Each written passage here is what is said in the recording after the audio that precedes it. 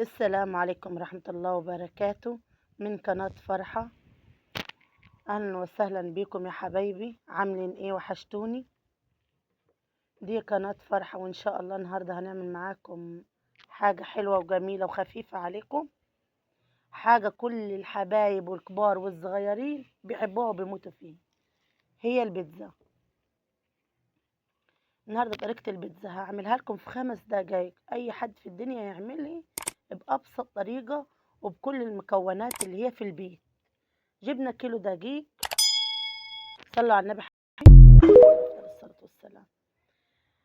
جبنا كيلو دقيق، حطينا عليهم نص كوباية زيت، عليهم علبة زبادي، عليهم كيس خميرة فورية.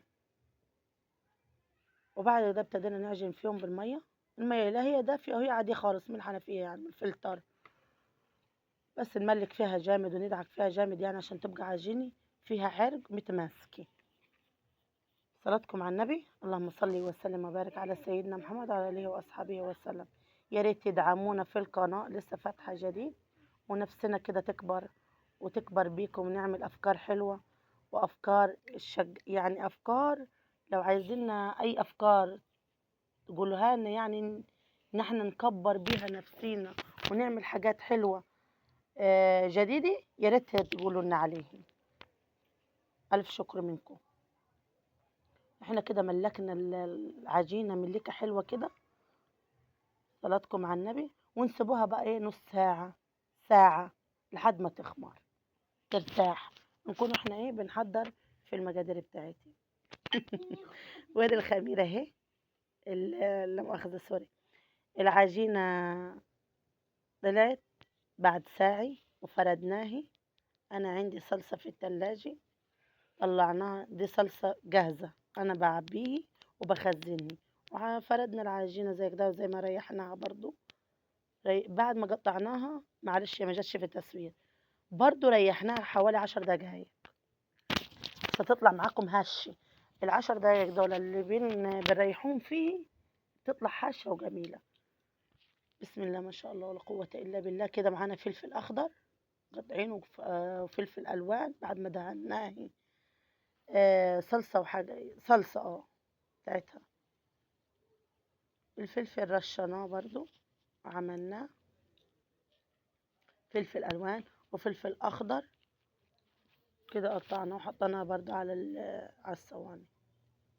وعاملة صينية تاني هنا، ميني بيتزا صغيرة للأطفال.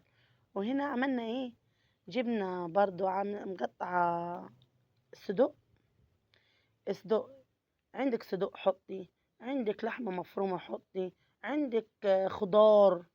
يعني أهم حاجة تفرحي عيالك بأي حاجة متاحة في بيتك. أنا قناتي قايمة على البساطة، وعلى أي حاجة بسيطة ممكن أي حد يعملها، تكون أي حاجة في التلاجة عندك.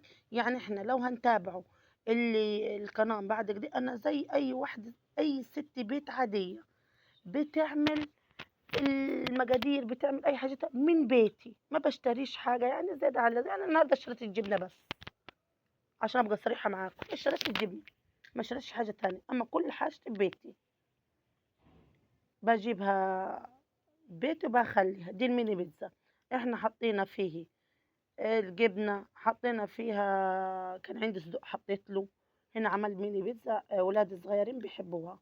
وبرضو دي طماطم من غير يعني طماطم من غير بذر، الجلد بس. ويا ريت تدوسوا لايك وتشتركوا في القناة، فضلا منكم مش أمرا. بس وكده عملنا البيتزا بتاعتنا، وكده عملنا برضو، ودي برضو صح. وجبنا زيتون عشان ابقى صريحة معاكم، يعني جبنة وزيتون دول هم اللي اشتريتهم بس. وبقيت العكاون عندي في البيت. وولعنا البوتاجاز بتاعنا وشغلنا. اول حاجة عملت الميني بيتزا عشان الاولاد كانوا مستنينها بصراحة. دي بس طلع جميلة ازاي وجميلة وبعد كده بعد ما عملتها برضو ارتاحت، يطلع 10 دقايق برضو بعد ما حطيت عليها كل حاجتي، تديك الرفعة وتديك الخمر بتاعي، على اساس ما تبطش، يعني ما تعملش منك تبقاش باطة، وتبقى بالمنظر اللي هتشوفها دلوقتي. بص قطعها ازاي انا، وبألف هنا وشفا.